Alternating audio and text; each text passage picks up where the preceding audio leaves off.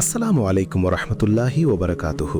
প্রিয় Baliadangi Islamic TV শ্রোতা ও বন্ধুরা, আশা করি আপনারা ভালো আছেন। আজকে যে গল্পটি আপনারা শুনতে যাচ্ছেন, গল্পটির নাম হচ্ছে শিশিরকণা পর্ব 1, আর আমি আছি আপনাদের সঙ্গে মোহাম্মদ লুবান। এর পরিচালনায় রয়েছেন মঞ্জুর আলম, আর গল্পটি লিখেছেন শামসুল ইসলাম। গল্পটি যদি আপনাদের ভালো লেগে থাকে, লাইক কমেন্ট করে চ্যানেলটি সাবস্ক্রাইব করতে ভুলবেন না। তো চলুন বেশি দেরি না করে গল্পে যাওয়া যাক। হঠাৎ ঘুম ভেঙে গেল। পাশে দেখি মুসলিমা নেই। খেয়াল করলাম সে সিজদায় অবনত। মৃদুস্বরে কান্নার আওয়াজ পাচ্ছি। মনে হচ্ছে সিজদার মাঝেই ডুকরে কাঁদছে। মনের ভিতরে কৌতূহল জাগ্রত হলো। হঠাৎ এত রাতে কাঁদে কোন দুঃখে? আমার মতো কি প্রেমের প্যাড়ায় আছে নাকি? প্রায় 10 মিনিট অতিবাহিত হলো সিজদায়। মুসলিমা সালাম ফিরালো। আমি তৎক্ষণাৎ জিজ্ঞেস করলাম, এত রাতে কিসের সালাত, আর কাঁদছিলি কেন? তুমি সারাদিন ফেসবুকিং চ্যাটিং নিয়েই ব্যস্ত থাকো, তাহলে কিভাবে এসব জানবে বলো? থাক, কথায় কথায় জ্ঞান দিতে হবে না, আসল কথায় যা। এটা হচ্ছে কিয়ামুল লাইল, যা আমাদের মাঝে তাহাজ্জুদ নামে পরিচিত। তা বুঝলাম, এটাতে কি কান্নাকাটি করতে হয়? না, এটা নফল ইবাদতের ভিতরে সব থেকে উৎকৃষ্ট ইবাদত।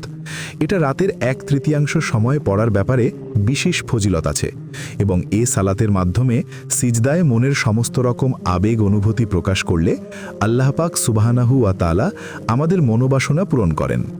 তা বুঝলাম, কিন্তু তুই কি এমন চাইলি যার জন্য কান্নাকাটি করলি দেখলাম? আচ্ছা আপু, তোমার কি বাবার চেহারা মনে আছে? হঠাৎ মুখটা বিবর্ণ হয়ে গেল।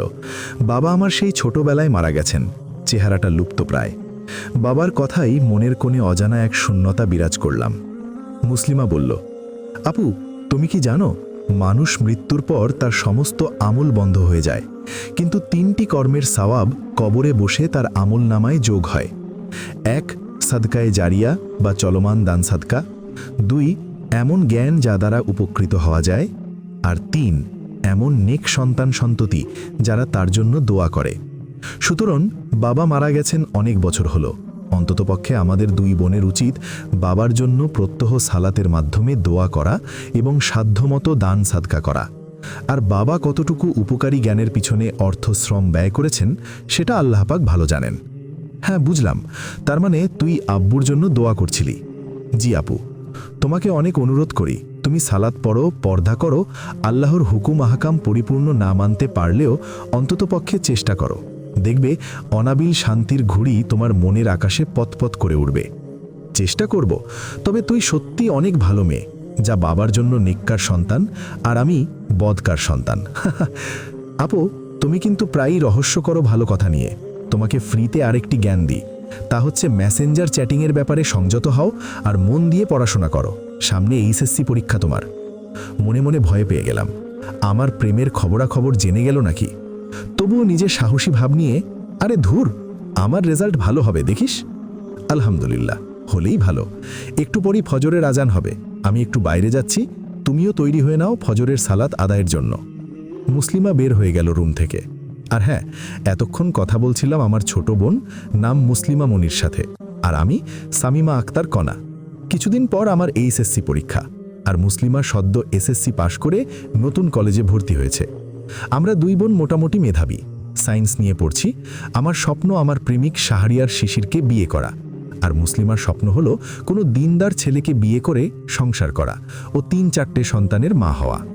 মুসলিমার খুব ইচ্ছা তার সন্তান দেশের খ্যাতনামা শায়েখ হবেন, মিশর আল আজহার বিশ্ববিদ্যালয় থেকে পিএইচডি ডিগ্রি করবে কুরআন, হাদিস বা ফিকাহ নিয়ে। এক কথায় দিনদার ও শিক্ষিত সন্তানের আদর্শ মা হওয়া। কিন্তু আমার মামারা তা চান না, তারা চান মুসলিমা বিসিএস ক্যাডার হবে। অনেক ছোট থাকতে আমার বাবা মারা গেছেন। আমার বয়স 6 বছর, মুসলিমার বয়স 4 বছর। আমার মা খুব কম বয়সে বিধবা হয়েছেন। মায়ের বয়স যখন 19 বা 20, তখনই বাবা আমার সবাইকে পর করে দুনিয়া ছেড়ে চলে যান। আমাদের 2 বোনকে নিয়ে অনেক ইতিহাস আছে, যা বলতে গেলে চোখের অশ্রুজল গড়িয়ে পড়ে। এক কথায় মাঝি ছাড়া নৌকা যেমন উত্তল সাগরে দিক বিদিক ছুটে চলে, অনেকটা তেমন আমরা। তবে আল্লাহর রহমতে আমার নানা নানি এখনও জীবিত, এই জন্য আমরা 2 বোন অনেক আদরের মাঝে বেড়ে উঠছে। মা আমার একটা ছোটখাটো চাকরি করেন, যা দিয়ে আমাদের চাহিদা পূরণ করেন। কখনো বাবার অভাব বুঝতে দেননি। আমার বাবা প্রবাসী ছিলেন, সৌদি আরব থাকতেন।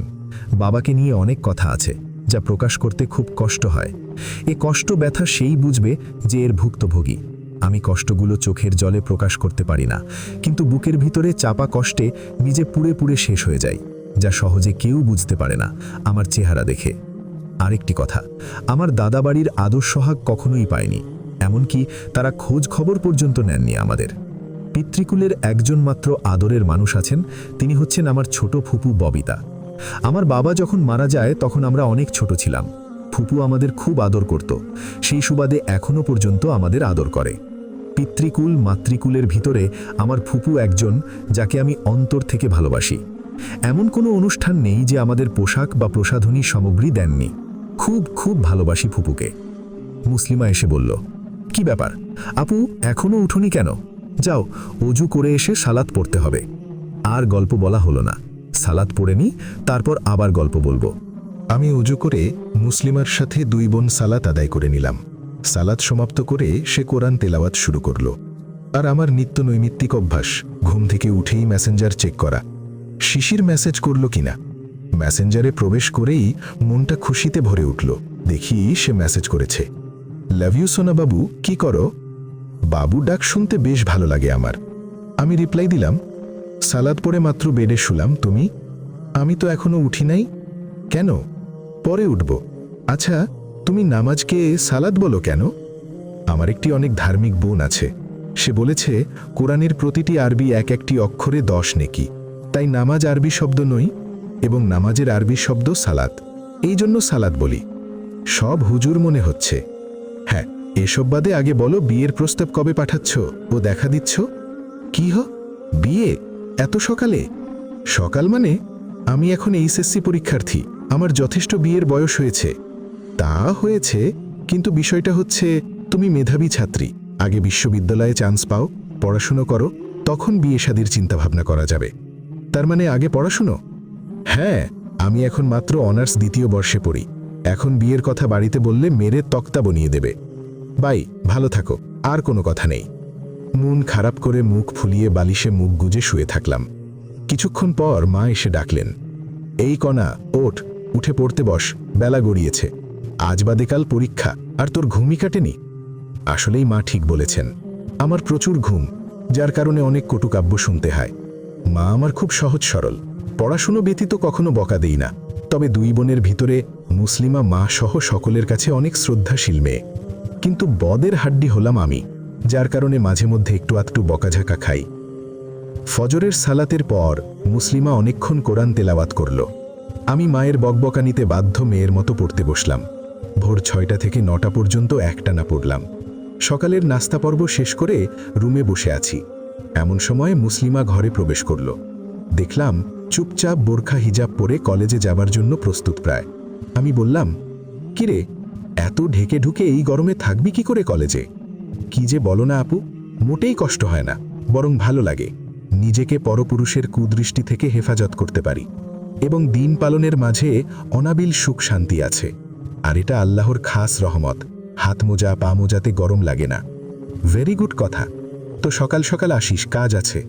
ইনশাআল্লাহ আসব। মুসলিমার কথা না বাড়িয়ে কলেজে চলে যাই। আমিও কিছুক্ষণ পড়াশুনো করলাম। এদিক সেদিক ঘোরাফেরা করতে করতে দুপুরের সময় হলো।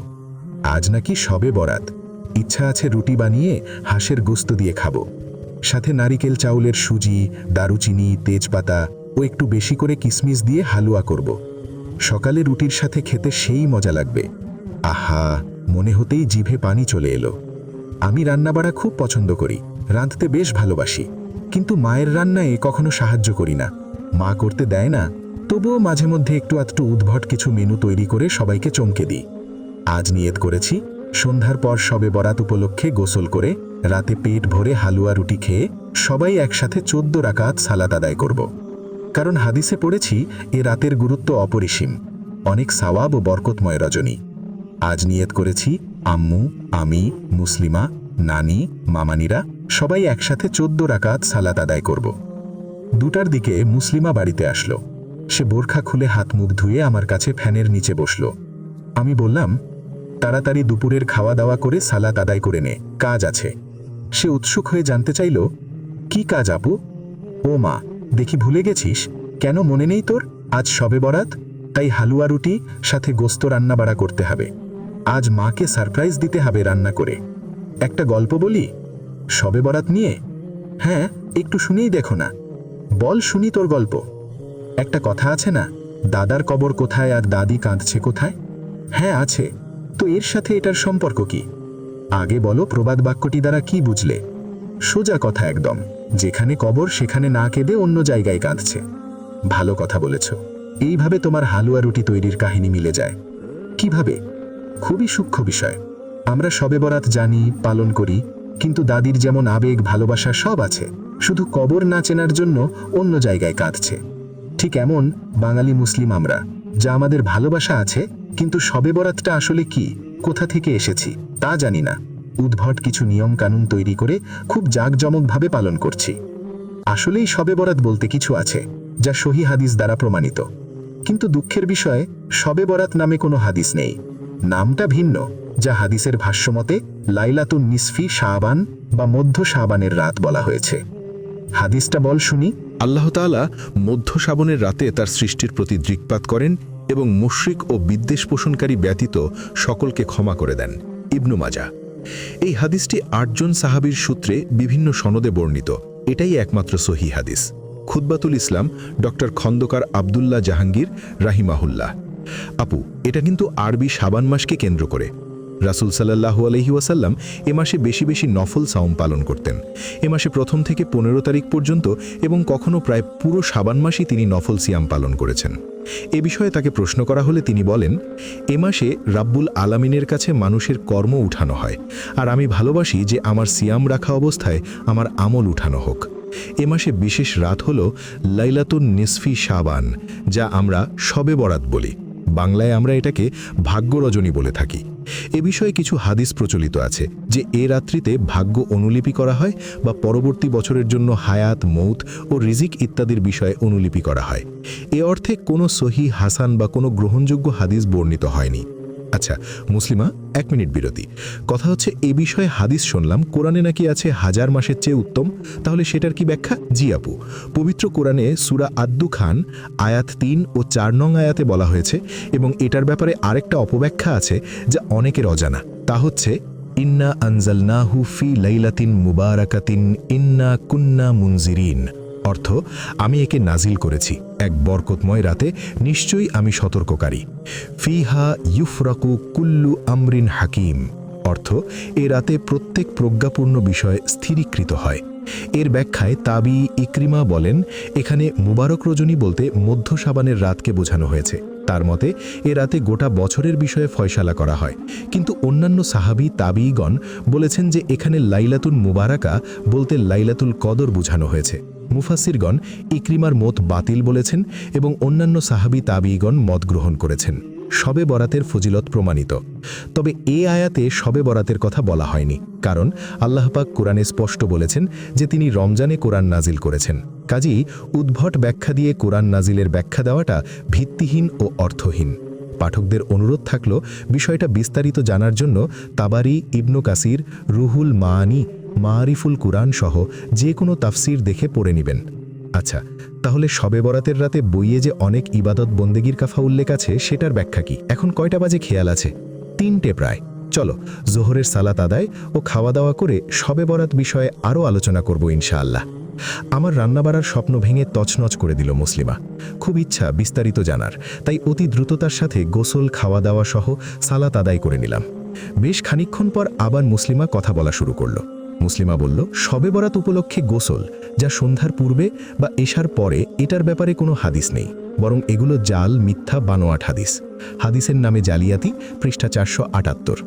শবে বরাত রাত্রে হালুয়া রুটি বা মিষ্টান্ন বিতরণ এবং এ রাতে সকল ইবাদত করলে বিশেষ সোয়াব পাওয়া যাবে বা অতিরিক্ত সোয়াব পাওয়া যাবে, এ মর্মে কোনো হাদিস বর্ণিত হয়নি। যে হাদিস পাবেন সেটা জাল, বানোয়াট।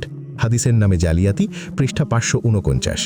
আমরা দেখেছি রাসূল সাল্লাল্লাহু আলাইহি ওয়াসাল্লাম শাবান মাসে বেশি বেশি সিয়াম পালন করতেন, এমনকি প্রায় মাসই সিয়ামরত থাকতেন। কোনো নির্দিষ্ট দিন উল্লেখ নেই যে এত তারিখে সিয়াম পালন করেছেন, যা সহিহ হাদিস দ্বারা প্রমাণিত। একটা হাদিস আছে যা 12, 14, 30 রাকাত সালাত আদায় করা এবং এতবার এই সূরা পড়ে পরের দিন সিয়াম পালন করার ফজিলত আছে, কিন্তু এই হাদিসটা জাল।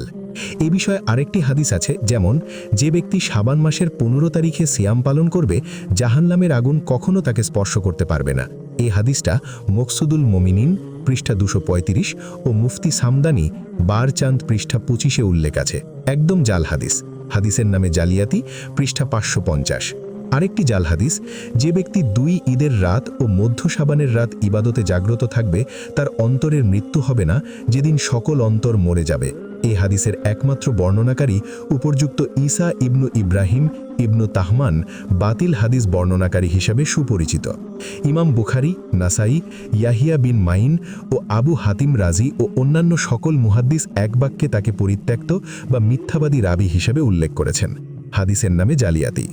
আরও কিছু হাদিস আছে, যেমন নামাইতু আন উসাল্লি বলে নিয়ত করা, নির্দিষ্ট রাকাত সালাত পড়া, 5 রাত্রি ইবাদতে জাগ্রত হওয়া, শবে বরাত রাত্রি রহমতের দরজাগুলো খোলা হয়, 5 রাত্রির দোয়া বিফল হয় না, তার ভিতরে শবে বরাত, এ রাতে ভাগ্য, হায়াত, মৌত, রিজিক নির্ধারিত হয়, এ রাতে নেক আমলের সুসংবাদ, 15 শাবান দিনে সিয়াম পালন ইত্যাদি কথাগুলো সব জাল হাদিস থেকে বর্ণিত।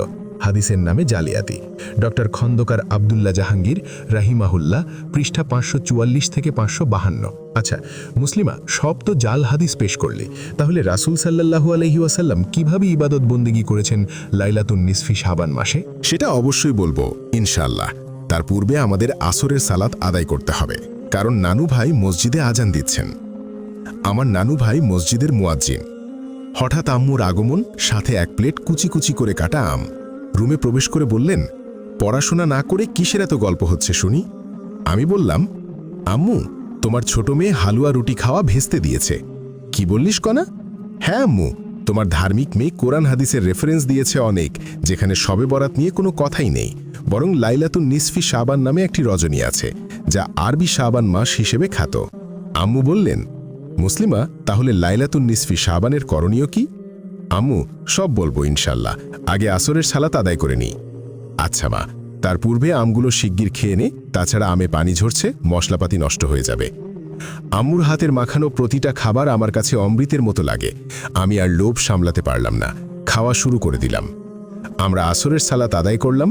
মুসলিমার সাথে বিকালবেলার খোলামেলা বাতাসে ছাদের ওপর উঠলাম। মুসলিমাকে বললাম, হাদিসে সিয়াম পালনের ব্যাপারে কথা আছে, সেটাকেও অস্বীকার করবি? মোটেই না, হাদিস অস্বীকারীর পরিণাম জাহান্নাম। তাহলে হাদিসে সিয়ামের ব্যাপারে কথা আছে যে, ওটা দুর্বল বা পরিত্যক্ত হাদিস হিসেবে হাদিসের ইমামগণ প্রমাণ করেছেন।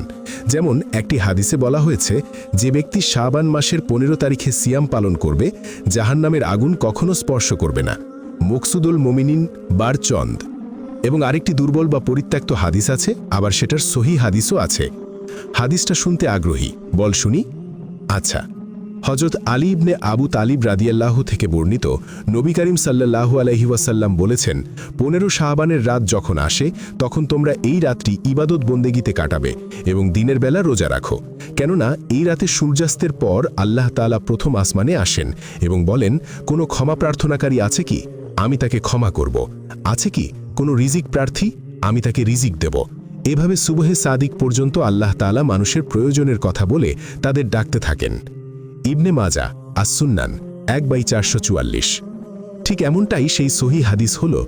বুখারী, মুসলিম ও অন্যান্য ইমাম সংকলিত সহি হাদিসে রাসূল সাল্লাল্লাহু আলাইহি ওয়াসাল্লাম বলেন, প্রতি রাতে রাতের প্রথম তৃতীয়াংশ অতিবাহিত হলে আল্লাহ পাক প্রথম আসমানে নেমে বলেন, আমি রাজাধিরাজ, আমি রাজাধিরাজ, আমাকে ডাকার কেউ আছো কি? আমি তার ডাকে সাড়া দিব। আমার কাছে চাওয়ার কেউ আছো কি? আমি তাকে প্রদান করব। আমার কাছে কেউ ক্ষমা চাওয়ার আছে কি? আমি তাকে ক্ষমা করব।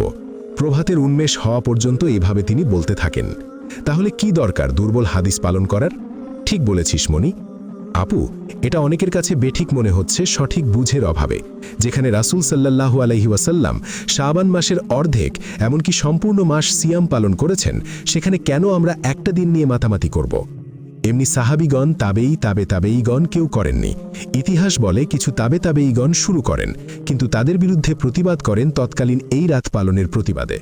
মদিনার প্রখ্যাত তাবেই আব্দুর রহমান ইবনু জাইদ ইবনে আসলাম 182 হিজরি বলেন, আমাদের কোনো উস্তাদ, আমাদের মদিনার কোনো ফাকিহ, কোনো আলিমকে দেখিনি শাবান মাসের মাঝের রাতের দিকে কোনো রকম মনোযোগ দিয়েছেন বা ভ্রুক্ষেপ করেছেন। এ বিষয়ে সিরিয়ার তাবেই মুহাদ্দিস মাখুল 113 হিজরি যে হাদিস বর্ণনা করেছেন তা কখনো কারো মুখে শুনেনি। ইবনে ওয়াদ্দা আল বিদা পৃষ্ঠা 46। তারা সর্বদা ফজিলতে বা আমলি বিষয়ে পালনের জন্য রাসূল ও তার সাহাবিগণের কর্মের ওপরে বিশ্বাস করতেন। তাদের যুগের অবস্থা ও আমাদের যুগের অবস্থা একটু মিলিয়ে দেখা দরকার। হ্যাঁ, তাই একটু ভাবার বিষয়। এত মাতামাতি না করে আমরা যা পারি সেইভাবে সিয়াম পালন করার চেষ্টা করি। আর রাতের ইবাদতের ব্যাপারে তো সহিহ হাদিস আছে, সেখানে আমাদের প্রতি রাতেই তো শবে বরাতের মতো ফজিলত অর্জন করতে পারছি। রাসূল সাল্লাল্লাহু আলাইহি ওয়াসাল্লাম লাইলাতুন নিসফি শাবানে কি করেছেন তা আমরা জানি? জানব কি করে? শব্দ মকসুদুল মুমিনিন বইয়ে মাথা নষ্ট করে রেখেছে। আরেকটি হাদিস ইমাম তিরমিজি ইবনে মাজা হযরত আয়েশা রাদিয়াল্লাহু এর সূত্রে একটি হাদিস বর্ণনা করেছেন, যাতে বলা হয়েছে যে গভীর রাতে কাউকে না বলে একাকী বাকি গোরস্থানে যেয়ে মুর্দাদের জন্য দোয়া করেছেন। তিরমিজি উল্লেখ করেছেন যে তার উস্তাদ ইমাম বুখারী হাদিসটিকে জয়ীফ বলেছেন। তিরমিজি আস-সুনান 3/116, ইবনে মাজা আস-সুনান 1/444, আহমদ বিন হাম্বল আল মুসনাদ 6/238। তাহলে লাইলাতুন নিসফি শাবান মাসে নির্দিষ্ট কোনো ইবাদত নেই?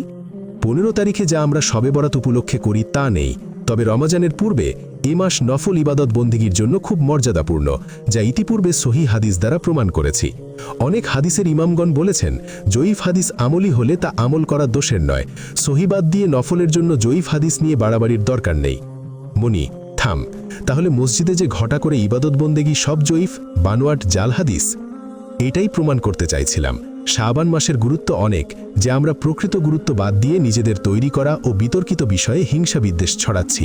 কেউ এটা প্রমাণ করতে উঠে পড়ে লেগেছে, আবার কেউ এটা বিদাত ঘোষণা করতে মাথা নষ্ট করছে। কিন্তু আমাদের দোষ কি জানো আপু? কি দোষ গো ছোট বুবু? একদম মজা করবে না, মন দিয়ে শুনবে। মনে হচ্ছে মনি রাগ করছে। মুচকি হাসি দিয়ে আচ্ছা বল, শুনছি। আমরা হুজুকে বাঙালি, ফরজ, ওয়াজিব, সুন্নতকে অবমূল্যায়ন করে নফল নিয়ে সমাজে মারামারি করছি। যদি জীবনে 100টি শবে বরাত পরিপূর্ণ আবেগ নিয়ে ইবাদতে কাটাই, যদি একটি ফরজ ইবাদত ছেড়ে দিই, তাহলে নাজাতের আশা করা যায় না। আল্লাহর ফরজ ইবাদত অমান্য করে এক রাতে কাঁদাকাটা করে তার কাছ থেকে ভালো ভাগ্য লিখিয়ে নেওয়ার মতো চিন্তা কোনো পাগল ছাড়া কেউ করবে না। না, কেউ করবে না। আরও দেখ, ফরজ ইলম, আকিদা, সালাত, জাকাত, সিয়াম, হজ, হালাল উপার্জন, সাংসারিক দায়িত্ব, পিতামাতা, সন্তান সন্ততি ও স্বামী ও স্ত্রীর দায়িত্ব, পর্দা, সামাজিক দায়িত্ব, সৎ কাজের আদেশ, অসৎ কাজ থেকে নিষেধ ইত্যাদি সকল ফরজ ইবাদাত যার ক্ষেত্রে যতটুক প্রযোজ্য পালন না করে শবে বরাত রাতের নফল ইবাদাত করা হলো দেহের ফরজ সতর আবৃত না করে উলঙ্গ অবস্থায় টুপি পাগড়ি পরে ফজিলত লাভের চেষ্টার মতোই আবান্তর ও বাতুল কর্ম। আর আমাদের জন্য প্রতিদিন শবে বরাত, যা হাদিস দ্বারা প্রমাণিত। পুরুষেরা ঘটা করে বছরে মসজিদে একদিন না গিয়ে প্রতিদিন বাড়িতে রাতে জাগরণ করে ইবাদত বন্দেগী করলে যা দেখে আমাদের মা, তাদের সন্তান সন্ততিরা উৎসাহিত হতে পারবে। এটাই আমাদের জন্য অধিক কল্যাণকর। বুঝলাম, রাসূল যা করেছে তা পরিবর্তন করে আমরা নিজেদের খেয়াল খুশি মতো ইবাদত বন্দেগী তৈরি করে নিচ্ছি। হ্যাঁ, আসলেই শবে বরাত আমাদের জন্য ভাগ্য রজনী। যদি সঠিক শিক্ষা ও আমল করতে পারি, তাহলেই লাইলাতুল নিসফি শাবানের প্রকৃত শিক্ষা অর্জন হবে। যদি বিদাত কর্মগুলো পরিত্যাগ করে সুন্নত কর্মগুলো গ্রহণ করতে পারি। হ্যাঁ, কিন্তু মনে হচ্ছে নানু ভাই এখনই মাগরিবের আজান দিবেন। কনাপু, দেখেছ গোধূলি লগ্নে আকাশটা কত সুন্দর? হ্যাঁ, অসম্ভব সুন্দর। একটা গান গাইতে ইচ্ছা করছে। গান? আমারও শুনতে ইচ্ছা করছে। গাও, শুনি। একটি কাননে ফুটেছি ফুল যে আমরা শত ফুল, খুশবু আমাদের সেজে ওগো প্রিয় রাসূল। আর একটা অন্তরা শোনাই। ওই দিগন্তে উড়ে চলি আমরা মুক্ত পাখি, গোধূলির রঙে মিশে প্রেমের ছবি আমরা আঁকি। কিছুক্ষণ পর মসজিদের মিনার থেকে আজানের ধ্বনি ভেসে আসলো। দুই বোন মনের সুখে নিচে নামলাম। হালুয়া রুটির স্বাদ মিটে গেল ছোট বোন মনির কথায়। মাগরিবের সালাত আদায়ের পরই পড়তে বসলাম। মনের ভিতরে বিকম্পিত হচ্ছে আমার শিশিরের জন্য। পড়ার মাঝেই ফাঁকিবাজির মতো ফোনটা হাতে নিয়ে মনিকে বললাম, তুই পড়, আমি একটু বাইরে থেকে হাঁটাহাঁটি করে আসি। ও মা, কি বলো, মাত্র তো বাইরে থেকে আসলে। ইনিয়ে বিনিয়ে 2-4টে নির্ভেজাল মিথ্যে বলে বাইরে এসে ডেটা অন করলাম, কারণ আমার রুমে পড়ার টেবিল পাশে ডেটা পাবে না। আবার আমার প্রেমের খবর কেউ জানে না, অনেকটা গুপ্ত হত্যার মতো গুপ্ত প্রেম। ডেটা অন করেই দেখি আমার জান্টুস মেসেজে করেছে শবে বরাতের শুভেচ্ছা। দেখেই মেজাজ খারাপ হলো। সারা দিন কথা বলিনি, সেই সকালে কথা বলেছি আর না। ভাবলাম হয়তো কয়েকশো মেসেজ করবে, কিন্তু তা করিনি। মনটা খারাপ হয়ে গেল। মেসেজ রিপ্লাই করলাম, এসব শবে বরাত মানি না, এটার অন্য নাম আছে, যা লাইলাতুল নিসফি শাবান। তোমার সাথে আড়ি, আর কথা হবে না আগামী 2-4 দিন। শিশির নিয়ে কিছুই তো বলা হয়নি। সে হচ্ছে আমার জানের জিগর প্রাণ পাখি, যাকে আমি সারাক্ষণ বুকের পিঞ্জরে আটকে রাখি। তার সাথে আমার সম্পর্ক ফেসবুকে, কখনোই ফোনে কথা হয়নি। এক কথায় ফেসবুক প্রেম। কখনো দেখা সাক্ষাৎ হয়নি, শুধু আমার পিক দেখেছে সে, কিন্তু আমাকে সে কখনোই দেখা দিইনি। কত কত অনুরোধ করেছি, কিন্তু পরিণাম শূন্য। আমি অনেক অনেক ভালোবাসি, সেও আমাকে বাসে, কিন্তু মাঝে মধ্যে দ্বিধান্বিত হয়ে যায়। আমাদের ঝগড়াঝাটি হলে কখনোই সে আমার অভিমান ভাঙাতে আসে না, বরং বেলা শেষে তার কাছে আমিই ফিরে যাই। শিশির এবারও অনার্স সেকেন্ড ইয়ারে পড়ে ঢাকা বিশ্ববিদ্যালয় অর্থনীতিতে। বাড়ি হচ্ছে খুলনা, থাকেন কবি জসিমউদ্দিন হলে। আমার চেহারা চারটি মোটামুটি খারাপ না, নিজের বর্ণনা নিজে দেওয়া ঠিক না। যদি কপালে থাকে দেখা হলে আমাকে দেখে নিয়েন। যাই হোক, আমাদের সম্পর্ক হয় একটা ফানি পেজে কমেন্টের মাধ্যমে, সেখান থেকে আমাদের রিপ্লাই দেওয়া নেওয়া। এভাবেই এক পর্যায়ে ফ্রেন্ডস রিকোয়েস্ট, তারপরে চ্যাটিং, হাই হ্যালো, অনেক দিন পর পর খোঁজ খবর নিয়ে আমরা পরস্পর। তারপরে একটা পর্যায়ে আমরা সারাক্ষণ চ্যাটিং। এভাবে বেশ কিছুদিন অতিবাহিত হলো। সবেমাত্র কলেজে ভর্তি হলাম। কলেজের সমস্ত ছেলেরা প্রায় আমার রূপে ক্রাশ খাইছে। কাউকে পাত্তা দিইনি আম্মুর কথা ভেবে। আম্মু বলেছেন আমাকে যেন তোদের 2 বোনের জন্য কোনো কেলেঙ্কারি বা কষ্ট না পেতে হয়। আমি সেই চিন্তাই এসব আর ভাবি না। কিন্তু কাল হলো আমার শিশির। মাঝে মধ্যে চ্যাটিং করতে করতে এক পর্যায়ে তার প্রতি অভ্যাস হয়ে যায়। সারাক্ষণ কথা বলতে মন চাইতো। আমরা দিনে রাতে 8-10 ঘন্টা প্রায় চ্যাটিং করতাম। এক পর্যায়ে অনুভব করলাম শিশিরকে আমি মনের গহীনে অনুভব করছি। এক কথায় শাহরিয়ার শিশির আমার হৃদয়ের অনুভবে মিশে গেছে। এক পর্যায়ে অনুভব করলাম শিশিরের প্রতি অনেক দুর্বল হয়ে পড়েছে। সে আমার হৃদয়ের বহিনে অবস্থান করেছে। অনেক ভেবেচিন্তে ইনিয়ে বিনিয়ে বোঝানোর চেষ্টা করলাম আমি তাকে চাই। শিশির আমার কথা বুঝে, কিন্তু সাড়া দেয় না। হঠাৎ একদিন আমার আশা পূরণ হলো। শিশির আমাকে সরাসরি প্রস্তাব দেয় সে আমাকে ভালোবাসে। ভালোবাসা কথাটি শুনেই আমার হৃদয়ে আনন্দে খুশির জোয়ার বয়ে চলে। আমি নিজেও জানি না কেন অচেনা রাজকুমারের প্রেমে হাবুডুবু খেলাম। তার প্রতি দুর্বলতা হওয়ার পিছনে সবথেকে বড় কারণ ফেসবুকে নিয়মিত চ্যাটিং। যাই হোক, এত কথা আর বলতে যাচ্ছি না। শিশিরের সাথে আমার সম্পর্ক প্রায় 2 বছরের মতো। অনেকবার অনুরোধ করেছি দেখা করার জন্য। আমি তাকে এমনও প্রস্তাব করেছি যে তুমি অন্ততপক্ষে বাসা থেকে যখন ঢাকায় যাবে তখন খুলনা থেকেই আমার সাথে দেখা করো। বেচারা আমার কথা কানেই করে না। আমাদের প্রেমটা অনেকটা ছন্নছাড়া মতোই। জানি না সে আমার মতো করে কখনো অনুভব করে কিনা। তবে আমরা শুধু দুজন দুজনকে চিনি, জানি। তাছাড়া আমাদের পরিবার সম্পর্কে পরস্পর কেউ কিছু জানি না। হঠাৎ মনি বলল, আপু, তোমাকে বড় মামি ডাকছে। কি জন্য? জানি না, যে দেখো। মামানির কথা শুনলে বুকের ভিতরে ধকধক করে ওঠে, কারণ ব্যবহারটা তেমন সুবিধের না। যারা নানা বাড়ি থাকেন তারাই বুঝবেন ব্যাপারটা। তবে মামাদের আদর্শহাগ অমায়িক, কখনো কোনো চাহিদা অপূরণ রাখেননি। খুব ছোটবেলা থেকে তাদের কাছে মানুষ, যার কারণে মেয়ের মতো আদর্শহাগ পাই আমরা 2 বোন। আমি দ্রুত পায়ে মামির কাছে যেয়ে বললাম, মামি, ডেকেছেন আমাকে? হ্যাঁ, এই নে হালুয়া রুটি খা, সাথে মনি আর তোর মার জন্য নিয়ে যাস। আসলে মামি, শবে বরাত সম্পর্কে হালুয়া রুটি খাওয়া বিদাত, তাই খাবো না আমরা কেউ। মামানি ভেঙচি কেটে, ইস, কি আমার ধার্মিক গো, নামাজ কালামের মুরদ নাই আমার ধর্মের বুলি। আমি আর কথা বাড়ালাম না, চুপ করে দাঁড়িয়ে থাকলাম। কিছুক্ষণ পর আবার বললেন, এত ধর্ম করবি না, বড় হয়েছিস, বিয়ে শাদী করে সংসার কর। বসে বসে তো তোর মামা নানার ঘাড় মটকাচ্ছিস। টাকা তো আর গাছে ধরে না, আয় করতে হয়, সাথে পরিশ্রম লাগে। দুটা বোন তোরা বড় হচ্ছিস, সেই ছোটবেলা থেকে মামা নানার ঘাড়ে চড়েছিস তোরা তিনজন, তাই কিছু বুঝছিস না। তোর মা যদি আবার বিয়ে করত, তাহলে কখনোই আমাদের জ্বালাতন পোহাতে হতো না। তোরা আছিস ভালো কথা, থাক, থেকে মন দিয়ে পড়াশোনা কর। কিন্তু তোদের মতো মানুষের স্বপ্ন এত বড় হওয়ার কি দরকার? আর্টসে না পড়ে পড়ছিস সায়েন্সে? শুনলাম নাকি তোরা ডাক্তার ইঞ্জিনিয়ার হবি। কি দরকার বাপু এত বড় বড় স্বপ্ন দেখার? আর্টসে পড়লে তো আর এত প্রাইভেট কোচিং হাবিজাবি করতে হতো না। আসলে না করে কি করবি? পাইছিস কিছু বলাদ মামা নানা, যারা তোদের সব চাহিদা পূরণ করে, যার জন্য তোদের এত স্বপ্ন। যদি গরিব ফকিরের ভাগ্নি হতিস, তাহলে এসব স্বপ্ন ছুটে যেত। যত সব আপদ বিপদ চাপছে আমাদের ওপর। মামির কলের গান ফুল ভলিউমে অনেকক্ষণ চালালো। আমার চোখ দিয়ে পানি গড়াচ্ছে তার কথায়। বাবাকে ভীষণ মনে পড়ছে আজ। যদি বাবা থাকতেন, তাহলে মামিদের কটু কথা শুনতে হতো না। আমার চোখ দিয়ে অশ্রুজল গড়ানো দেখে মামি বললেন, কনামা, কি রে, কান্দিস কেন? কি এমন বললাম? কষ্ট নিস না, আসলে ভালোবাসি তোদের, তাই সঠিকটা বললাম, যাতে শুধরে নিস নিজেদের। আমি না কান্নার ভান করে এক চিলতে শুকনো হাসি দিয়ে, হা, কি বলো মামি, তুমি ঠিক বলেছ, কেন দুঃখ পাবো বলো? মামানি আমার মুখে একথা শুনে আবার কটু কথার কলের গান শুরু করল। আসলে দেখ, আমার মেয়ে ফারজানা, তাকে কত প্রাইভেট কোচিং করালাম, কিন্তু সে এসএসসি পাসই করতে পারল না। একদম গোবর গণেশ।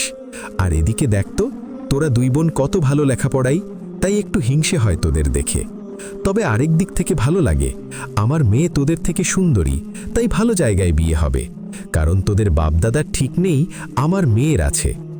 মামির মুখের প্রতিটা কথা মনে হচ্ছে রেল লাইনের প্রতিটা পাথর, যা দিয়ে আমার সারা শরীর আঘাত করছে। আজ খুব কষ্ট হচ্ছে। বাবা, তুমি কেন পরপারে চলে গেলে আমাদের এতিম করে, মানুষের অপমান সহ্য করার জন্য? খুব কাঁদতে ইচ্ছে করছে, কিন্তু উপায় নেই। এখন মনে হচ্ছে আমার জন্ম বড় মামির কটু কথা শোনার জন্য। দাদাবাড়ি পৈতৃক পরিচয়ে বড় হব, সে উপায় নেই। দাদা মারা গেছেন, দাদি কোনো কারণে আত্মহত্যা করেছেন। তারা বেঁচে থাকতেও কখনো খোঁজ খবর নেননি। হায় রে কপাল, এই অভাগা যেদিকে যাই সব হাহাকার হয়। আমি খাম্বার মতো মাথা নিচু করে দাঁড়িয়ে আছি, একটা কথাও বলছি না, শুধু শ্রবণ, আমার পিনপতন নীরবতা। যা দেখে মামি কাছে এসে পিঠে হালকা আদর মাখা স্পর্শে বললেন, কষ্ট পাস না মারে, সত্য কথা তিতা হয়, যা শুনতে খারাপ। আসলেই তো, আমি ঠিক বলেছি, তোদের বাবা নেই তাই এমন কষ্ট তোদের। তুই যেহেতু হালুয়া রুটি খাবি না, তাহলে যা, পড়তে বস। আমি মুখ ঘুরিয়ে চলে আসব এমন সময়ে, মারে, তোর মামা যেন আমি যা যা বলেছি তা যেন না জানে, কারণ যদি জানতে পারে আস্ত রাখবে না। কারণ আমাদের থেকে তার কাছে তোরাই সব, আর আমরা বানে ভেসে আসা শ্যাওলা। ভীষণ কষ্ট হচ্ছে। আল্লাহকে বললাম, ইয়া আল্লাহ, কেন আমি এতিম? কেন তাদের এত কষ্ট? মানুষের কটু কথা কেন কেন? রাতের অন্ধকারে চোখ দুটি মুছতে মুছতে আসলাম নিজের ওড়না দিয়ে। রুমে আসার সাথে সাথে মনি, আপু, তোমার কি হয়েছে? তুমি কাঁদো কেন? বোন রে, আমরা এতিম, এই কান্নাটা তার প্রাপ্য প্রতিদান। আমাদের জন্য মানুষের মাথার বোঝা হওয়া আর কট কথা শোনার। আর থাকতে ইচ্ছে হয় না এ বাড়িতে। যদি মাথা গোজার আশ্রয় পেতাম, জীবনের মতো চলে যেতাম কটুভাষিনী মানুষের সামনে থেকে। কান্না করেই যাচ্ছি। আম্মু রান্না বাড়ার কাজে ব্যস্ত, তাই রুমে আসছেন না। মনি চোখটা মুছতে মুছতে আমার কাছে এসে বলল, আপু, কেঁদো না। আল্লাপাক কি বলেছেন জানো? নিশ্চয়ই কষ্টের পর স্বস্তি আসে, সূরা ইনশিরাহ।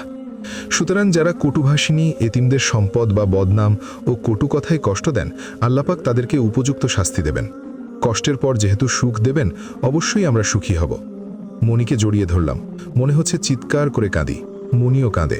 আমি কষ্টের মাঝেও বললাম, কাঁদিস না বোন আমার, কাঁদিস না। মনি শান্ত হয়ে বলল, কনাপু, আরেকটা অপরাধ কখনো করবে না। কিরকম? অনেক সময় আমরা যারা মা বাবা হারা, তারা মানুষের কটু কথায় বা নিজেদের কষ্টের সময় আল্লাপাককে গালি দিই যে আল্লাহ কেন আমার মা বাবাকে নিয়ে গেছো, বা বিলাপ করে কান্নাকাটি করি, বিভিন্ন ভুলভাল বাক্য উচ্চারণ করি, যা আমাদের জন্য চরম অন্যায়। অনেক গুনাহগার হতে হবে। আমরা মেয়েরা এমনটা বেশি করি, কারণ আমাদের ভালোবাসাটা বেশি, যা সহজে ভুলতে পারি না। কিন্তু বিষয়টা কি জানো? আমরা আল্লাহকে দোষারোপ করি, কিন্তু কখনো বুঝি না এটা তার হায়াত এই পর্যন্ত ছিল, যা বিভিন্ন উপায়ে আল্লাহ পাক আমাদের মাঝ থেকে উঠায় নিয়ে যান। প্রকৃতপক্ষে আমার তোমার সবথেকে বড় গার্জিয়ান অভিভাবক হচ্ছেন আল্লাহ। তিনি তার বান্দাকে কখনোই অমঙ্গল চান না, তাই তার সিদ্ধান্তটা মেনে নিয়ে সবর করাটা আমাদের জন্য অনেক পুণ্যের কাজ। খুব ভালো লাগছে আমার কলিজার বোন মনির কথায়। আমি বিষণ্ণ মনে প্রসন্ন হয়ে যাই। জড়িয়ে ধরে মুখে একটা চুমু দিয়ে বললাম, আমার সোনা বোন ময়না পাখি, তোরে এখন কোথায় রাখি? তোর কথায় শুকিয়ে গেছে আমার কাজও লাখি। বিষণ্ণ মন একদম শান্ত হয়ে গেছে। হৃদয়ের গহীনে শীতলতা অনুভব করছি। ভাবলাম আম্মুকে এক পলক দেখে আসি কি রান্না করছে। রান্নাঘরে উকি দিয়ে, কি করো গো আম্মু? ও মা, তুই না পড়তে এখানেও কেন? তোমাকে দেখতে মন চাইলো তাই চলে আসলাম এখানে। দেখা হয়েছে, এবার যা পড়তে বস, আমাকে উদ্ধার কর। কি বলো মা? ভাবলাম একটু সুখ দুঃখের গল্প করব, তা না তুমি তাড়িয়ে দিচ্ছ। কথাটা বলেই মন খারাপ করে মুখ গোমরা করে ফেললাম। আম্মু আমার গোমরা মুখ দেখে কাছে ডেকে মুখে আলতো স্পর্শে হাত বুলিয়ে, আমার সোনামা, রাগ করে না এভাবে, রাগ করে মুখ ফুলিয়ে থাকলে ভাল লাগে না মোটেই। কথাটি বলেই আমার মৃদু নাকের ডগায় টান দিলেন। আহা, কি যে সুখ মায়ের আদরে, বোঝানো বড় দায়। আম্মুর সাথে বেশ কিছুক্ষণ ইয়ার্কি করার পর বললাম, আম্মু, আব্বুকে তোমার মনে পড়ে? আম্মু হঠাৎ রান্না বাদ দিয়ে আমার দিকে তাকালো। খেয়াল করলাম আম্মুর চোখে পানিতে ছলছল করছে। আমি কি বলবো বুঝতে পারলাম না, তবুও বললাম, সরি আম্মু, তোমাকে কষ্ট দিতে চাইনি। বিয়ে কর, বুঝবি ভালোবাসা, মহব্বত, টান, তার স্মৃতি কতটুকু অনুভবে মিশে থাকে। আসলে কি সান্ত্বনা দেব বুঝতে পারছি না। আম্মুর চোখের প্রতিটা অশ্রুকণা আমার জন্য বিষাক্ত তীর, যা সরাসরি কলিজায় হানে। আমি নিরুপায় হয়ে বললাম, আম্মু, যাই পড়তে বসি। যা, রান্না শেষ করে ভাত আনছি। আর কথা না বলে রুমের দিকে হাঁটা দিলাম। পৌঁছানোর পর মনি, কনাপু, মন ভালো হয়েছে? হ্যাঁ, তোর মতো লক্ষ্মী বোন আর জান্নাতি মা থাকতে মন খারাপ হয়ে বল? আপু, আমি লক্ষ্মী? হ্যাঁ, অবশ্যই। ভুল কথা। লক্ষ্মী শব্দটি হিন্দুদের একজন দেবতার নাম, যাকে চরিত্রে ভালো প্রকাশ করা হয়। আমরা কথায় কথায় আবেগে এই কথাটি প্রকাশ করি, যা বর্জন করা উচিত। বরং বলতে পারো, আলহামদুলিল্লাহ তোর মতো বোন, বা মাশাআল্লাহ তোর মতো বোন থাকতে মন খারাপ হবে কেন? লক্ষ্মীর প্রশংসার চেয়ে আল্লাহর প্রশংসা করাটা অনেক অনেক ভালো। মাশাআল্লাহ বোন আমার, তোর কথায় হৃদয় প্রশান্ত হয়ে যায়। জাজাকিল্লাহ খয়ার। অনেক হয়েছে, এবার পড়তে বসো, তাছাড়া তোমার পরীক্ষার 12টা বাজবে। আচ্ছা বলেই পড়তে বসলাম। রাতের খানাপিনা পর্ব পরিসমাপ্তি করে বিছানায় গায়ে এলিয়ে দিলাম। রাত 11:30 হবে প্রায়। মনের রাজ্যে তো শিশির উড়াউড়ি করছে। তার সাথে একটু কথা বলার জন্য কণা ঘুমিয়ে পড়ার পর চোরের মতো ফোনটা সাইলেন্ট করে ডাটা অন করলাম। যেদিক সেদিক ফোনটা টানাকানি করে ডানা চালু হলো। মেসেঞ্জার চেক করে দেখি প্রিয় আমার মেসেজ করেছে, love you Babu, miss you. আরও কিছু স্টিকার যা বলা যাবে না। আমার চিরাচরিত অভ্যাস, কেউ আমাকে কষ্ট দিলে সহজে ভুলতে পারি না, এবং কথাগুলো রাত যত গভীর হবে তত মনের ভিতরে ক্ষত সৃষ্টি করবে। মামির কথায় মনে বিষক্রিয়া করেছে, যা প্রকাশ করার জন্য তাকে মেসেজ করলাম, বাবু আমার মন খারাপ। সাথে সাথে রিপ্লে, কেন, কি হয়েছে বাবু? আজ আমার মামি অনেক কটু কথা বলেছেন। কি বলেছেন? আমার মৃত বাবাকে নিয়ে। আমাকে বলতে পারত, কিন্তু বাবাকে কেন বলবে বলো? কি তোমার বাবা নেই? না, আমরা যখন ছোট তখন সেই ছোটবেলায় মারা গেছেন। তাহলে তোমাদের সংসার চলে কিভাবে? আম্মু ছোট একটা চাকরি করেন, আর মামারা আছেন, নানা নানি জীবিত। এক কথায় সবাই অনেক সাহায্য করেন। তোমার দাদা সাহায্য করেন না? তিনি মারা গেছেন, জীবিত থাকতেও খোঁজ খবর নেইনি কখনো। তোমরা কোথায় থাকো তাহলে? নানু বাড়ি। তার মানে তোমার পৈতৃক ভিটাহীন? কি যাতা বলো, আমার আম্মুই কিছু নেননি সেখান থেকে। ও, শুনো তাহলে, বলো। একটা কথা বলি, মন দিয়ে শুনবে, আশা করি বুঝবে বিষয়টা। বলো, তোমার বাবা নেই, তাতে আবার পৈতৃক ভূমি নেই তোমাদের, সংসার চলে পরনির্ভরশীল। আবার তোমার আম্মু নাকি ছোটখাটো চাকরি করেন। বাস্তবতার সাথে চলতে হলে জীবনে অর্থকড়ির দরকার হয়, সুতরাং তোমাদের সেটা নেই, তাতেও আপত্তি ছিল না।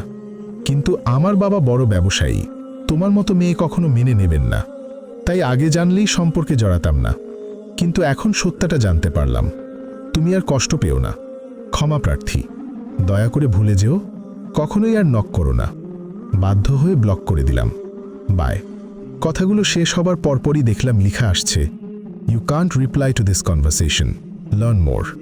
শত প্রশ্ন জাগ্রত হলো, কিন্তু তা করার পূর্বেই আমাকে ব্লক। আমার মাথায় আকাশ ভেঙে পড়ল। 2 বছরের সম্পর্ক, আজ বাবা না থাকার জন্য সম্পর্ক ভেঙে গেল। আমার হেসকি ওঠা শুরু হলো। কষ্টে দুমড়ে মুচড়ে যাচ্ছি, নিঃশ্বাস বন্ধ হয়ে যাওয়ার উপক্রম। হতাশ হয়ে পড়লাম। বাবা না থাকার জন্য চারিদিকে আমাকে এত কষ্ট পোহাতে হবে? কত ভালোবাসতাম শিশিরকে, আজ বাবা না থাকার জন্য সব শেষ। রাখব না জীবন, এত কষ্ট আর সহ্য করার নয়। আবেগ আপ্লুত হয়ে সিদ্ধান্ত নিলাম, গলায় ফাঁসি নিয়ে নিজেকে শেষ করে দিব। বিষদায়ক জীবনে পাদচারণা আর সম্ভব না। আম্মু আর কনার ঘুমিয়ে থাকা পবিত্র মুখখানি দেখে বাইরে বের হলাম। ঘরের পিছনে আম গাছে ফাঁস দিয়ে মরব। এক পর্যায়ে অনুভব করলাম শিশিরের প্রতি অনেক দুর্বল হয়ে পড়েছি। সে আমার হৃদয়ের গহীনে অবস্থান করেছে। অনেক ভেবেচিন্তে ইনিয়ে বিনিয়ে বোঝানোর চেষ্টা করলাম আমি তাকে চাই। শিশির আমার কথা বোঝে, কিন্তু সাড়া দেয় না। হঠাৎ একদিন আমার আশা পূরণ হলো।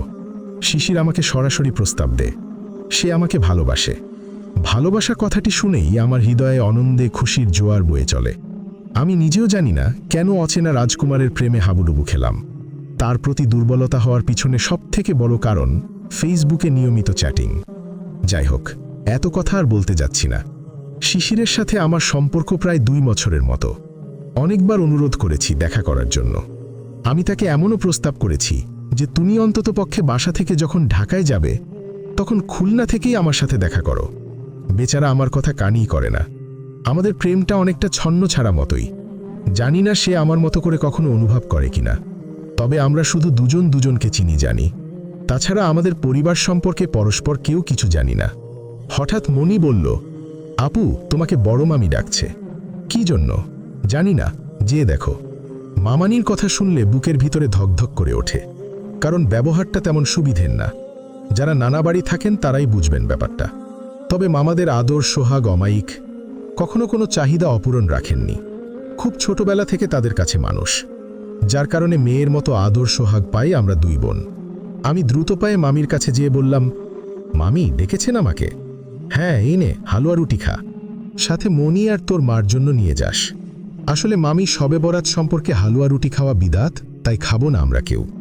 মামানি ভেঙচি কেটে, ইস কি আমার ধার্মিক গো, নামাজ কালামের মুরদ নাই আমার ধর্মের বুলি। আমি আর কথা বাড়ালাম না, চুপ করে দাঁড়িয়ে থাকলাম। কিছুক্ষণ পর আবার বললেন, এ তো ধর্ম করবি না, বড় হয়েছিস, বিয়ে শাদী করে সংসার কর। বসে বসে তো তোর মামা নানার ঘাড় মটকাচ্ছিস। টাকা তো আর গাছে ধরে না, আয় করতে হয়, সাথে পরিশ্রম লাগে। 2টা বোন তোরা বড় হচ্ছিস, সেই ছোটবেলা থেকে মামা নানার ঘাড়ে চড়েছিস তোরা 3 জন, তাই কিছু বুঝছিস না। তোর মা যদি আবার বিয়ে করত তাহলে কখনোই আমাদের জ্বালাতন পোহাতে হতো না। তোরা আছিস ভালো কথা, থাক, থেকে মন দিয়ে পড়াশোনা কর। কিন্তু তোদের মতো মানুষের স্বপ্ন এত বড় হওয়ার কি দরকার? আর্টসে না পড়ে পড়ছিস সায়েন্সে। শুনলাম নাকি তোরা ডাক্তার ইঞ্জিনিয়ার হবি। কি দরকার বাপু এত বড় বড় স্বপ্ন দেখার? আর্টসে পড়লে তো আর এত প্রাইভেট কোচিং হাবিজাবি করতে হতো না। আসলে না করে কি করবি? পাইছিস কিছু বলদ মামা নানা, যারা তোদের সব চাহিদা পূরণ করে, যার জন্য তোদের এত স্বপ্ন। যদি গরিব ফকিরের ভাগ্নি হতিস তাহলে এসব স্বপ্ন ছুটে যেত।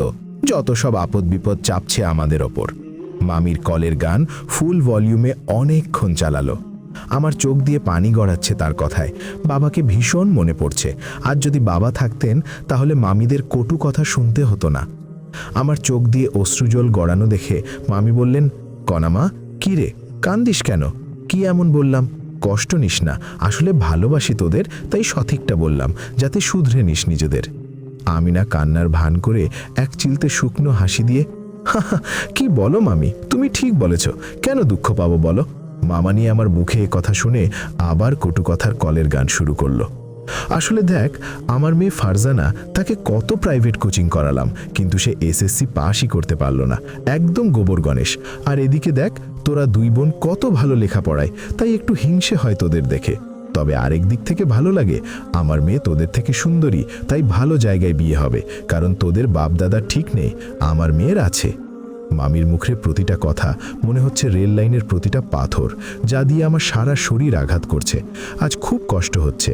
বাবা, তুমি কেন পরপারে চলে গেলে আমাদের এতিম করে মানুষের অপমান সহ্য করার জন্য? খুব কাঁদতে ইচ্ছে করছে, কিন্তু উপায় নেই এখন। মনে হচ্ছে আমার জন্ম বড় মামির কটু কথা শোনার জন্য। দাদা বাড়ি পৈতৃক পরিচয়ে বড় হব, সে উপায় নেই। দাদা মারা গেছেন, দাদি কোনো কারণে আত্মহত্যা করেছেন, তারা বেঁচে থাকতেও কখনো খোঁজ খবর নেননি। হায় রে কপাল, এই অভাগা যেদিকে যায় সব হাহাকার হয়। আমি খাম্বার মতো মাথা নিচু করে দাঁড়িয়ে আছি, একটা কথাও বলছি না, শুধু শ্রবণ, আমার পিনপতন নীরবতা। যা দেখে মামি কাছে এসে পিঠে হালকা আদর মাখা স্পর্শে বললেন, কষ্ট পাস না, সত্য কথা তিতা হয়, যা শুনতে খারাপ। আসলেই তো, আমি ঠিক বলছি, তোদের বাবা নেই তাই এমন কষ্ট তোদের। তুই যেহেতু হালুয়া রুটি খাবি না, তাহলে যা, পড়তে বস। আমি মুখ ঘুরিয়ে চলে আসব এমন সময়, মারে তোর মামা যেন আমি যা যা বলেছি তা যেন না জানে। যদি জানতে পারে আস্ত রাখবে না, কারণ আমাদের থেকে তার কাছে তোরাই সব, আর আমরা বানে ভেসে আসা শ্যাওলা। ভীষণ কষ্ট হচ্ছে। আল্লাহকে বললাম, ইয়া আল্লাহ, কেন আমি এতিম? কেন তাদের এত কষ্ট? মানুষের কটু কথা কেন কেন? রাতের অন্ধকারে চোখ দুটি মুছতে মুছতে আসলাম নিজের ওড়না দিয়ে। রুমে আসার সাথে সাথে মনি, আপু তোমার কি হয়েছে? তুমি কাঁদো কেন? বোন রে, আমরা এতিম, এই কান্নাটা তার প্রাপ্য প্রতিদান। আমাদের জন্য মানুষের মাথার বোঝা হওয়া আর কটু কথা শোনার। আর থাকতে ইচ্ছে হয় না এ বাড়িতে। যদি মাথা গোজার আশ্রয় পেতাম, জীবনের মতো চলে যেতাম কটুভাষিনী মানুষের সামনে থেকে। কান্না করেই যাচ্ছি। আম্মু রান্নাবান্নার কাজে ব্যস্ত, তাই রুমে আসছেন না। মনি চোখটা মুছতে মুছতে আমার কাছে এসে বলল, আপু কেঁদো না, আল্লাহ পাক কি বলেছেন জানো? নিশ্চয় কষ্টের পর স্বস্তি আসে, সূরা ইনশিরাহ। সুতরাং যারা কটুভাষিনী, এতিমদের সম্পদ বা বদনাম ও কটু কথায় কষ্ট দেন, আল্লাহ পাক তাদেরকে উপযুক্ত শাস্তি দিবেন। কষ্টের পর যেহেতু সুখ দিবেন, অবশ্যই আমরা সুখী হব। মনিকে জড়িয়ে ধরলাম, মনে হচ্ছে চিৎকার করে কাঁদি। মনিও কাঁদে। আমি কষ্টের মাঝেও বললাম, কাঁদিস না বোন আমার, কাঁদিস না। মনি শান্ত হয়ে বলল, কনাপু, আর একটা অপরাধ কখনো করবে না। কিরকম? অনেক সময় আমরা যারা মা বাবা হারা, তারা মানুষের কটু কথায় বা নিজেদের কষ্টের সময় আল্লাহ পাককে গালি দিই যে আল্লাহ কেন আমার মা বাবাকে নিয়ে গেছো, বা বিলাপ করে কান্নাকাটি করি, বিভিন্ন ভুলভাল বাক্য উচ্চারণ করি, যা আমাদের জন্য চরম অন্যায়। অনেক গুনাহগার হতে হবে। আমরা মেয়েরা এমনটা বেশি করি, কারণ আমাদের ভালোবাসাটা বেশি, যা সহজে ভুলতে পারি না। কিন্তু বিষয়টা কি জানো? আমরা আল্লাহকে দোষারোপ করি, কিন্তু কখনো বুঝি না এটা তার হায়াত এই পর্যন্ত ছিল, যা বিভিন্ন উপায়ে আল্লাহ পাক আমাদের মাঝ থেকে উঠিয়ে নিয়ে যান। প্রকৃতপক্ষে আমার তোমার সব থেকে বড় গার্জিয়ান, অভিভাবক হচ্ছেন আল্লাহ। তিনি তার বান্দাকে কখনোই অমঙ্গল চান না, তাই তার সিদ্ধান্তটা মেনে নিয়ে সবর করাটা আমাদের জন্য অনেক পুণ্যের কাজ। খুব ভালো লাগছে আমার কলিজার বোন মনির কথায়। আমি বিষণ্ণ মনে প্রসন্ন হয়ে যাই। জড়িয়ে ধরে মুখে একটা চুমু দিয়ে বললাম, আমার সোনা বোন, ময়না পাখি, তোরে এখন কোথায় রাখি? তোর কথায় শুকিয়ে গেছে আমার কাজল আখি। বিষণ্ণা মন একদম শান্ত হয়ে গেছে। হৃদয়ের গহীনে শীতলতা অনুভব করছি। ভাবলাম আম্মুকে এক পলক দেখে আসি কি রান্না করছে। রান্নাঘরে উঁকি দিয়ে, কি করো গো আম্মু? ও মা, তুই না পড়তে এখানো কেন?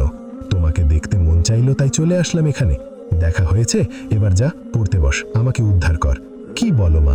ভাবলাম একটু সুখ দুঃখের গল্প করব, তা না তুমি তাড়িয়ে দিচ্ছ। কথাটা বলেই মন খারাপ করে মুখ গোমড়া করে ফেললাম। আম্মু আমার গোমড়া মুখ দেখে কাছে ডেকে মুখে আলতো স্পর্শে হাত বুলিয়ে, আমার সোনা মা, রাগ করে না এভাবে। রাগ করে মুখ ফুলিয়ে থাকলে ভাল লাগে না মোটেই। কথাটি বলেই আমার মৃদু নাকের ডগায় টান দিলেন। আহা, কি যে সুখ মায়ের আদরে, বোঝানো বড় দায়। আম্মুর সাথে বেশ কিছুক্ষণ ইয়ার্কি করার পর বললাম, আম্মু, আব্বুকে তোমার মনে পড়ে? আম্মু হঠাৎ রান্না বাদ দিয়ে আমার দিকে তাকালো। খেয়াল করলাম আম্মুর চোখে পানিতে ছলছল করছে।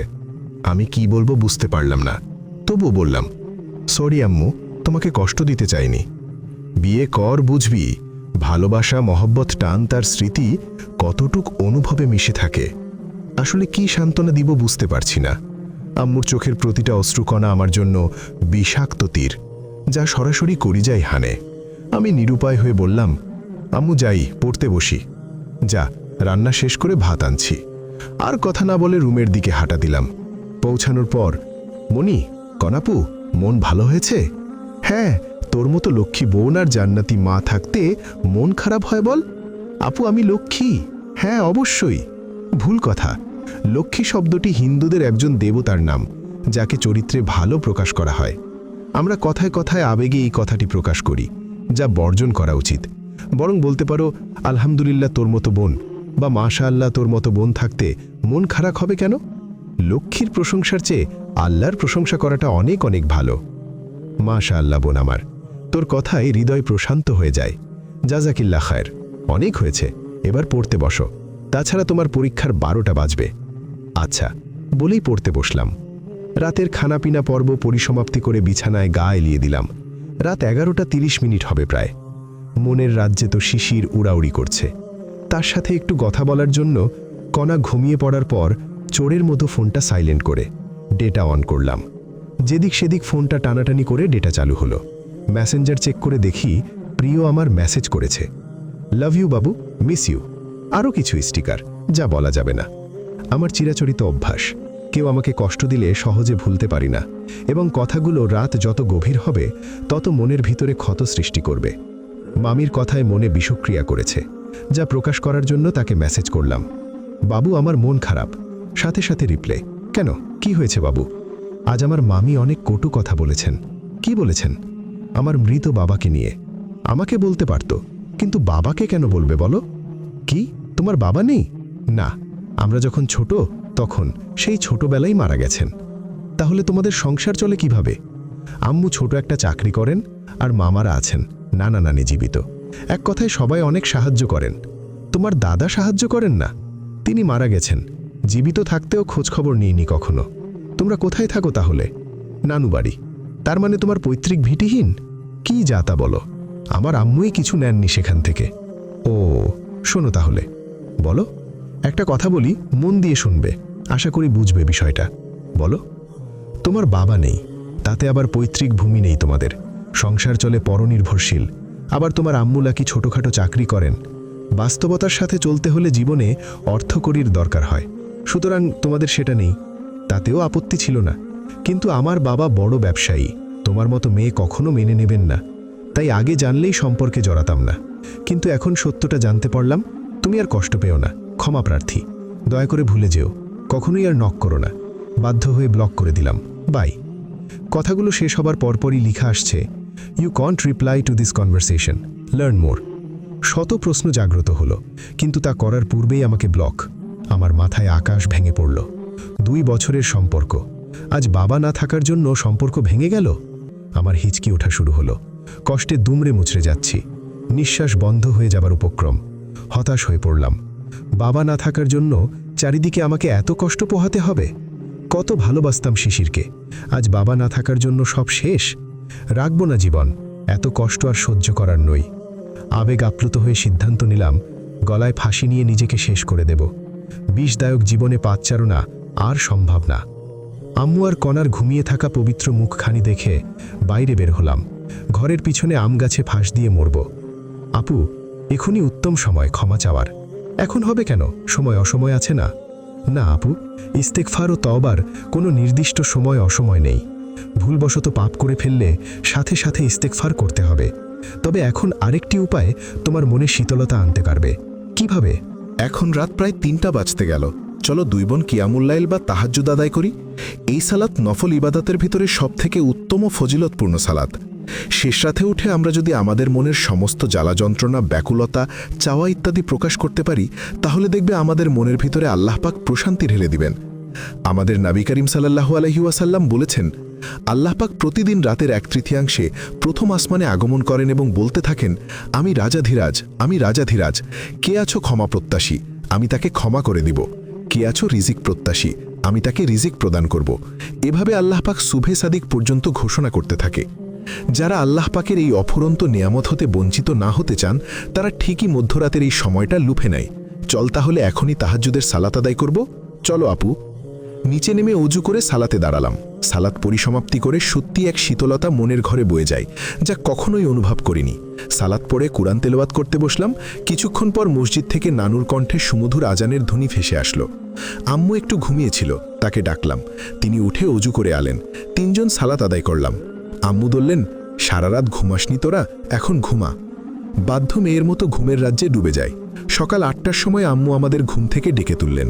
উঠে ফ্রেশ হলাম।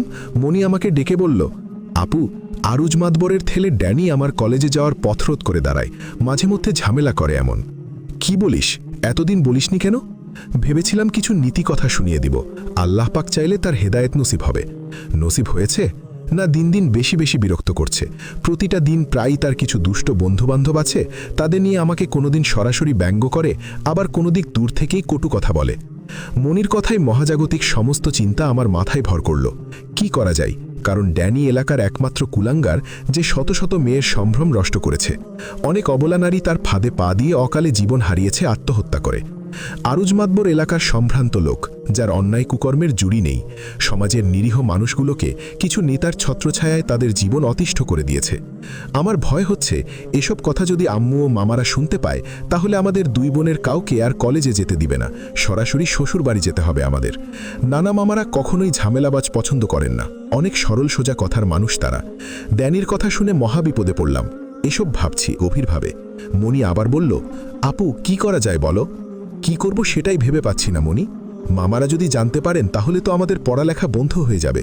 হ্যাঁ, আচ্ছা তোকে কি কি কথা বলে? জঘন্যতম কথা বলতে পারবো না। আচ্ছা থাক তাহলে, শোন, বলো আপু। তোকে প্রতিদিন আমি এগিয়ে দিয়ে আসব। তোর কোনো বন্ধুবান্ধবী থাকলে ভালো হতো, তাদের সাথে নিয়মিত যাতায়াত করতে পারতিস, কুলাঙ্গারদের কটু কথা থেকে রেহাই পেতিস।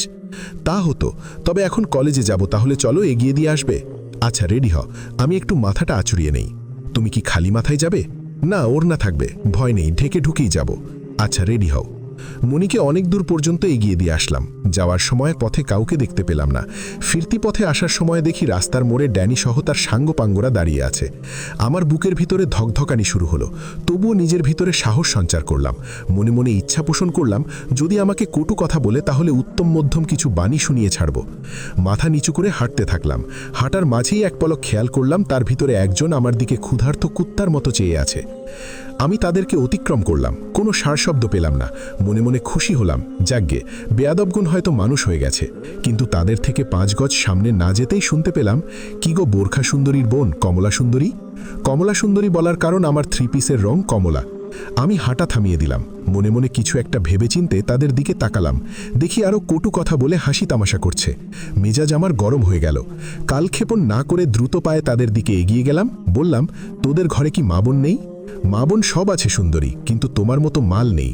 ড্যানি কথাটি শেষ করার সাথে সাথে সবাই ব্যঙ্গাত্মক হাসি হাসতে থাকে। তাদের অসহ্য হাসিতে আমার মাথায় খুন চাপার আগে অগ্নিশর্মা হয়ে উঠল। এক পর্যায়ে নিজেকে নিয়ন্ত্রণ না করতে পেরে যত জঘন্যতম গালি আছে সব তাদের প্রয়োগ করলাম। ড্যানির সাথে সমস্ত সাঙ্গপাঙ্গরা আমার কথায় একদম চুপসে যায়। কিন্তু ড্যানি বলল, ওই এতিমের বাচ্চা এতিম, তোর বাবার কোনো পৈতৃক ভূমির ঠিক নেই, তোর মুখে এত বড় কথা আসে কোথা থেকে? আমি তোকে দেখে নেব, সেদিন সুদে আসলে সব উসুল করে নেব। আমি আর কথা না বাড়িয়ে বাড়ির দিকে রওনা করলাম। সারা পথ চোখ মুছতে মুছতে বাড়ি পৌঁছালাম। কাউকে কিছু বললাম না। বাবাহারা সন্তান আমি, মানুষের কটু কথা ও আমার সমাজের জন্য কীট হিসেবে আবির্ভাব হয়েছি, এসব বলে মনকে শান্ত করলাম। মণি দুপুরবেলা বাড়ি পৌঁছে আমাকে বলল, আপু, মনে হচ্ছে শয়তানদেরকে আল্লাপাক হেদায়েত দান করেছেন। আজ দেখে হলো, কিন্তু কিছুই বলল না। কি বলবে তোকে? যা বলার আমাকে বলেছে। কি বলো আপু, কি বলেছে? মণিকে সবিস্তারে বর্ণন করলাম। সে আমার কথা শুনে রীতিমতো থমকে যায়। বিস্ময় ভরা কণ্ঠে বলল, আপু, সে চরম নষ্টা লোক। যদি তোমার কোনো ক্ষতি করে তাহলে তো মহাবিপদ। কিছুই হবে না, তুই ভয় পাস না। বেশ কিছুদিন অতিবাহিত হলো।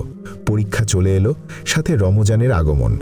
যারা ভুক্তভোগী তারাই অনুভব করবেন রমজানে পরীক্ষার কি যন্ত্রণা। মন দিয়ে পড়াশোনা করছি আর পরীক্ষা দিচ্ছি। দেখতে দেখতে প্রায় শেষের দিকে পরীক্ষা।